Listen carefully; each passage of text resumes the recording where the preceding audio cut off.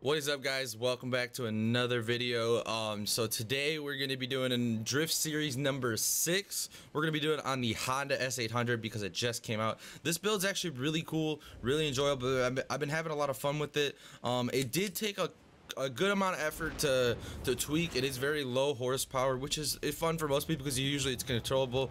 This car you can't really make controllable, so it's kind of just a low horsepower car with very little control.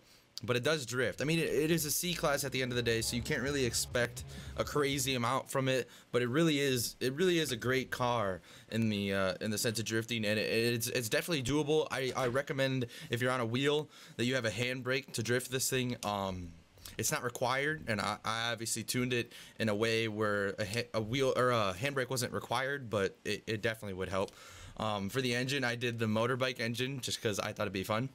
And I own a motorcycle in real life, and I love it, and I saw that and I thought that was really unique and cool. I did rear wheel drive, and then I did a single turbo. Other than that, everything else is pretty much maxed out. I kept stock tires on it as per usual, and widened the tire base and all that good stuff, and didn't really mess with a lot of the other stuff because I felt like the classic look looked pretty well. Other than that, let's jump right into the tune. So now for the tune, I definitely had to do some fiddling with this. It took a little bit of extra effort, like I said, because it's such low horsepower, and it's hard to get control because it's an older car. 1970s, only like 200 or 300 horsepower. Like it really needed a lot of work to get sideways, but also keep sideways, because I like to make my drift tunes manageable, and I kind of make them not to have a handbrake, but this one really does kind of need it. I mean, it's not like a full like necessity to use a handbrake, but it would help quite a bit with managing angle and just getting sideways, because sometimes it does struggle with it a little bit. Other than that, it really is a tune that you can do with a wheel and a controller pretty easily. And on a controller, you guys have a button where you can obviously use as a handbrake. On a wheel, it's a little bit harder because the wheel's turning. You can't really slap the button. So that's why you kind of need like an actual handbrake. But to jump into things, the normal tire pressure I usually do on my drift builds, 26 front, 28 on the rear. Gearing, you can kind of just look at the graph in the bottom right. I only adjusted the final drive, and to be honest, I really didn't change the final drive too much. It does need a little bit of longer gears. I would suggest using this gearing ratio if you're gonna build one yourself. It'll help a lot. I did 1.3 on the rear because that felt like it was like I said, this needed a lot of fine tuning to get it to drift right.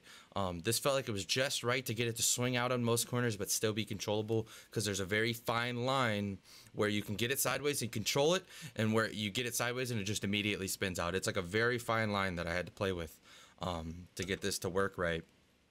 And I messed with just about everything in this category. I know some cars I don't tweak too much and they kind of just drift all right if you adjust a few things, but I had to fine tune a couple things here.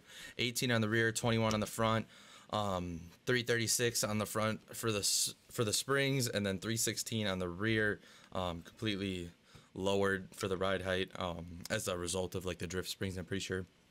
12 on the front, rebound stiffness, 11.5 on the rear. The bump stiffness isn't too important, but I'd say keep it around 5. 145% on the braking force. If you have a handbrake, I'd play with this a little bit. I don't really have a handbrake right now. I mean, it kind of applies to obviously my normal brake, but this will help manage your handbrake pressure and stuff like that. And then maxed out accel and decel. And like I said, it's a great build. It definitely would help to have a handbrake, but I mean, I did work on this quite often, and for a good amount of time to get it just right for you guys, so you had a drift build that actually worked on a low horsepower 1970s car. It was pretty tough to build. It definitely does still need some tweaking. Ignore the first corner. Once you already have speed, it's really hard to get it sideways, which I'm sure could help with some a little bit more transitional oversteer. But like I said, this car was really hard to play with because every setting you changed affected something else, especially because it was like I said, a low horsepower older car, being as it's from the 1970s. So I wouldn't suggest uphill drifting. Downhill is already is already its own beast and its own challenge. I tried to go uphill a little bit, and it was not quite powerful enough to make the trek, so it had a lot of trouble getting those RPMs going on some of the corners. But all in all, as you can see, I mean, in true Honda fashion, it's drifting all right, especially for what it is. It works pretty well, and it's not like it's not fun or anything like that. Like, it is a very enjoyable car to drift. I don't think it'd be my first choice, and I definitely don't think I'm doing drift adventure or any type of drift zone like this, you know, willfully with this car. But I think it's a fun little car if you're just, you know, drifting around, hanging out with some buddies, whipping around the festival or something for fun. Definitely enjoyable to play with. You guys can obviously, you know, use my tune as a basis if you like, and try to fine tune it yourselves, or I'm gonna upload the tune so you guys can try it for yourselves and see if you like it, and then decide to make it yourself and tweak it to your own preferences and what you like. Like I said, once you start getting speed going, it does get tough on certain corners. But as you can see, I was at like 260 there and then tanked it right at the end. So it's not like it's not viable. I mean, 300K is probably what I would end up with, or close to, which is a respectable score on this drift zone. The car's fun. It's little. It's a blast.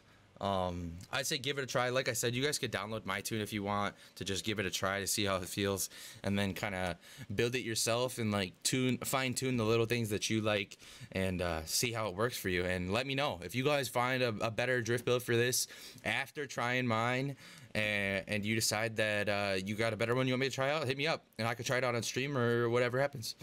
All right, appreciate you guys watching. Hope you guys smash the like button, subscribe if you haven't. Hopefully we'll be partnered on Twitch soon. We will see. I appreciate all your guys' support. Please drop a comment below with what you want to see in the next video for the drift build series, and thank you so much for watching.